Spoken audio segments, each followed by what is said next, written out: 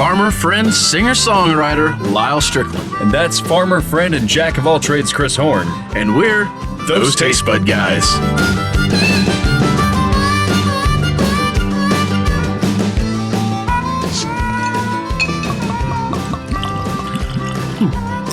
Anyways, so welcome back to this week's show.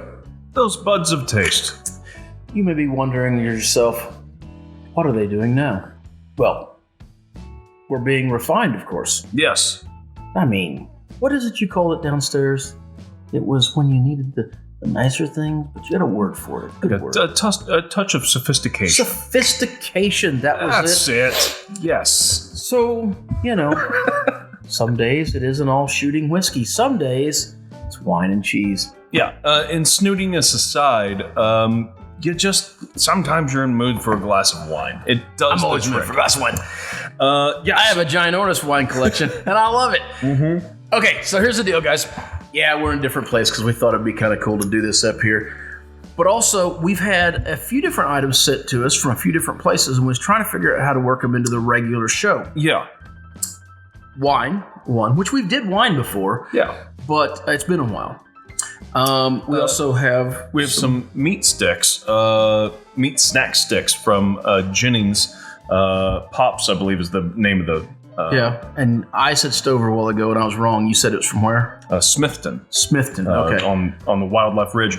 We have some meat sticks from New Franklin, Missouri, and some cheese from Alabama. And by God, if they just don't all fit together and make a nice little evening.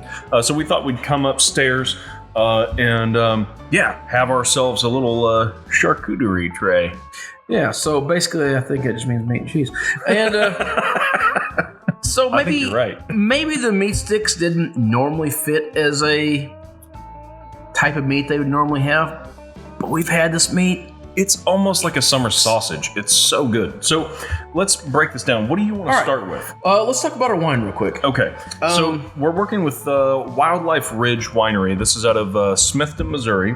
Mm-hmm. And we have the semi-dry red and the semi-dry white. Mine's called Cricket.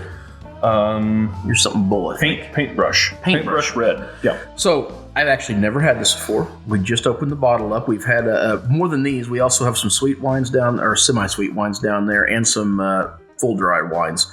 That we're excited to try. Yeah. Lyal and I both generally like very dry wines, but in this case, we felt like the semi-dry was probably going to be the best choice to go with this tray. So yeah, I like a good table wine that's not too sweet, not too dry, is versatile and can go with a lot of things.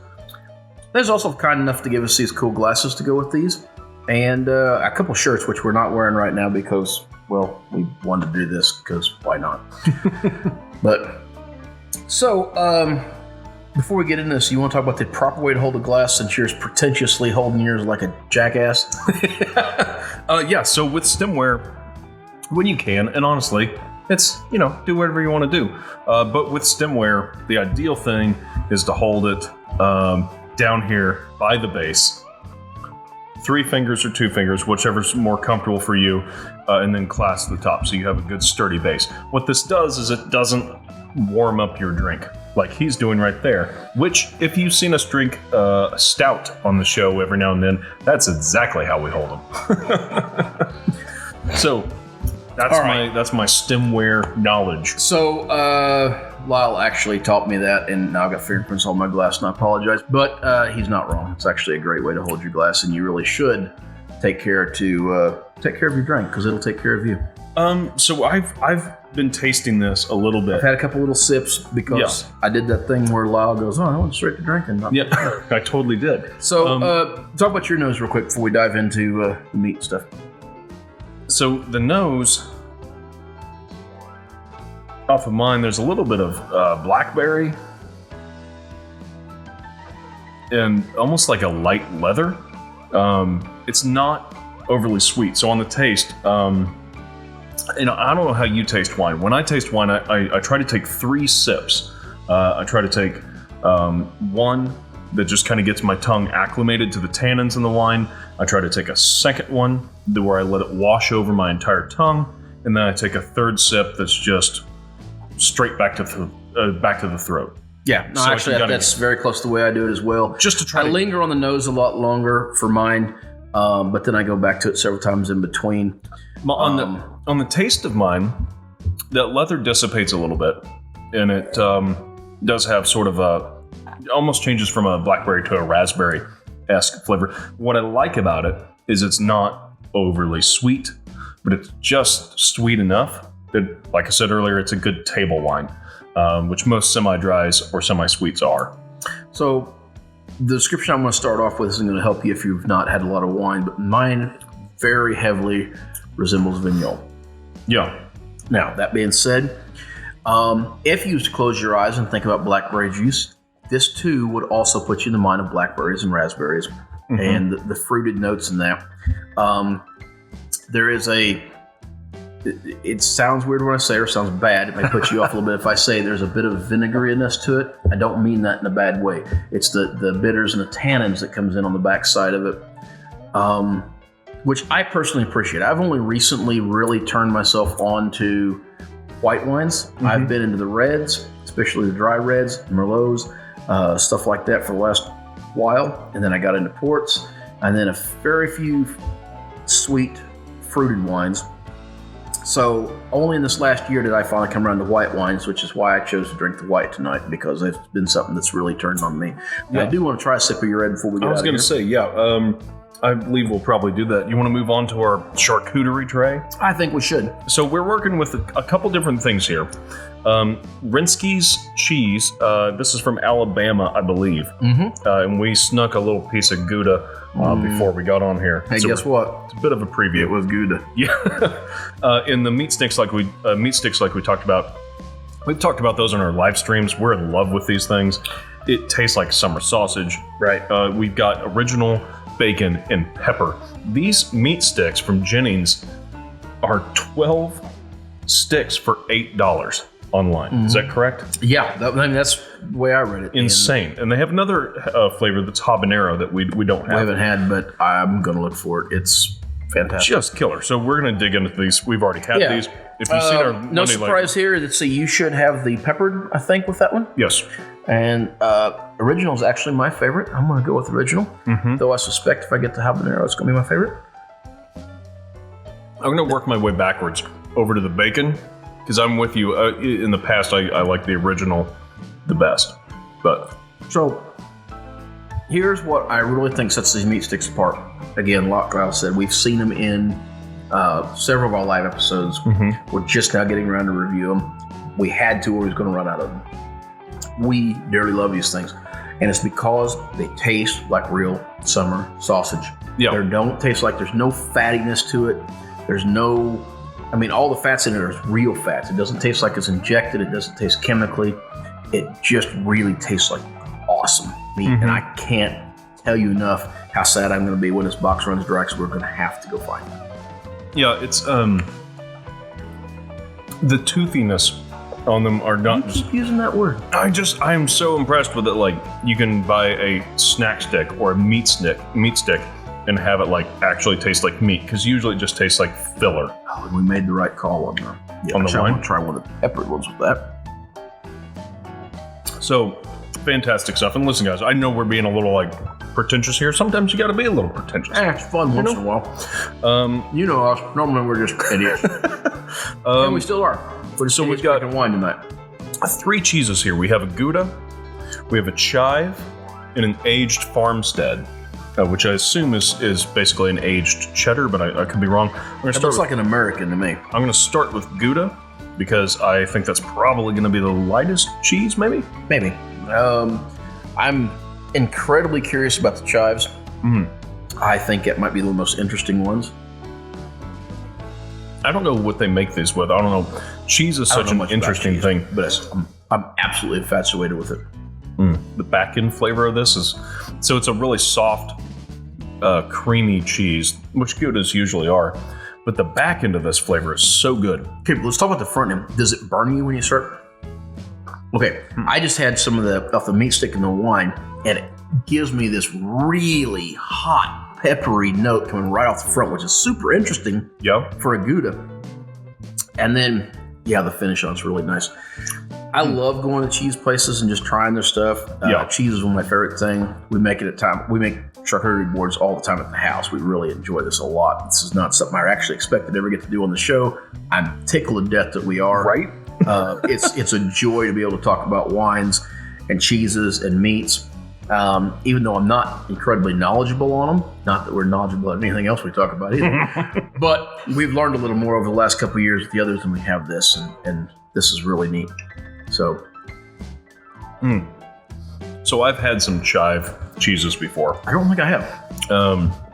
What I like about this so far, these are both nice, smooth, melty cheeses in your mouth. They just kind of They're very soft. And I believe the chive. I like soft cheese. I also absolutely love hard cheese. So, like I say, I love cheese in general. It's just really. I think the chive cheese I had before was harder. This is a nice feel. Just gooey. Just damn delicious. Oh. That's got to go with the bacon.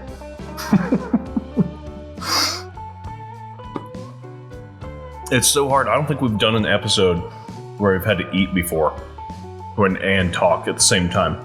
That is a little weird, ain't it? I kind of just want to eat, just to be honest with you. We might make this an ASMR episode where you just listen to us eat. All right, I'm going to go ahead and we'll cleanse my palate here. Okay. I highly encourage you to try a piece of that bacon. I'm coming back to the combination. Okay. All right.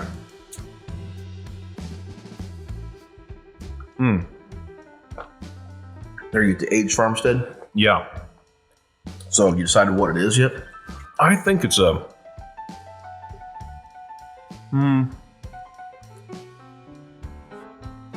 I think it's essentially cheddar. White cheddar. Like a sharp cheddar, but maybe there's something I thought it on looked there. like an American, but it's absolutely not American. Yeah. Well, American cheese is plastic. Fair enough. It reminds me. Have you ever had Kerrygold cheese? Yeah. Okay. It reminds me a little bit of that. Which I actually like that cheese for something I can actually buy local at the store. It's pretty good. So that reminds me of that, and I like that. I like that sharp cheeses are all my favorite ones, and spicy cheeses. So we're gonna put this stuff online, or on the bottom of our screen. I'm not sure if you can get this cheese outside of Alabama. I mean, obviously we got it somehow it got to us in Missouri, so we'll have to check that out. But this cheese is something that is so difficult, I think, to do. Right? There's a lot that can go wrong in the process. There's a lot of little inner workings here and there. That's just good. That's fantastic. Good I'm gonna steal some of your wine. I want to try your white as well. Oh, that is so much fruitier, bolder than what I was drinking.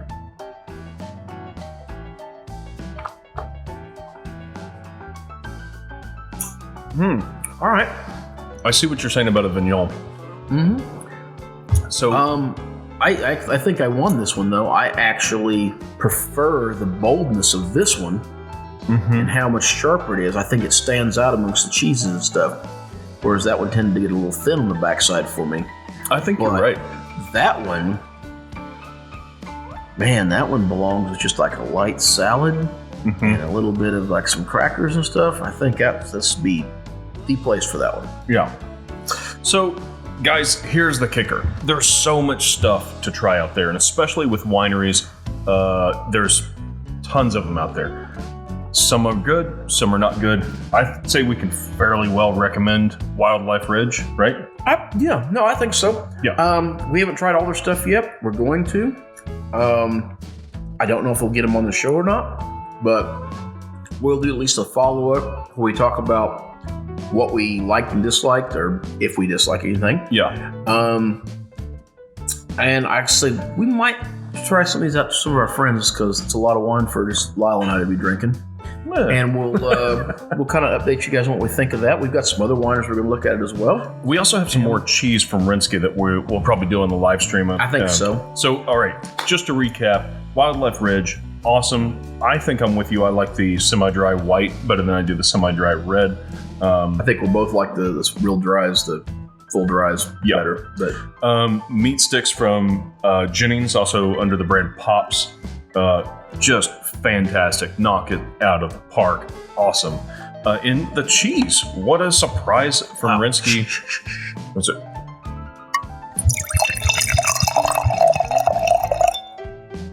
Now you may continue. The cheese. The cheese from Rinsky cheese. I hope we're able to get this back. That it just is delectable. So I'm very happy with everything we had here tonight. Again, these are people that send stuff to us to try. Honestly, guys, if we didn't like it, we'd tell you we didn't like it in a polite manner. But we would tell you we didn't like it. That's true. It's been done before. I might go so far as to say that it's going to be really hard to make a cheese I don't like. So, curve to them. But still, guys, this stuff's really top notch. If you get a chance, please support these guys that's coming out and helping us out. Well, that's part of the thing I really like. I think these are small companies trying to do something really great and above and beyond. And that takes a lot of effort. And when they're putting out a great product like this, go support them. I didn't catch the cost on the cheese, but I'll go back to what the meat sticks were. $8 for 12 of them. That's cheaper than Jack Link. It's cheap. It's cheap. Yeah, it's cheaper than anything you can buy in a gas station, guys. For a mom and pop place, for a small place, support these guys. Go out and order from them. You can definitely order this stuff online. Just go down there. I assume we probably put the link down below it somewhere. Surely it's in the show notes. Give them a shot. Yeah. You will not be disappointed, and it would help us if you say, "Hey, those Tastebudguys said, do the stuff." Yeah. All right. You have anything else to say real quick? Nothing I haven't already said several times already. All right. Well, until next time. Whether it be the fineries that you're discovering, the food you're eating, the clothes I put my sweater on for this one, that you're wearing, the people you're meeting, grab a buddy and try something new. I'll get my book back out. Where'd my book go? Let's see. Right here. You just flip it out. Yeah, there we go. Back over.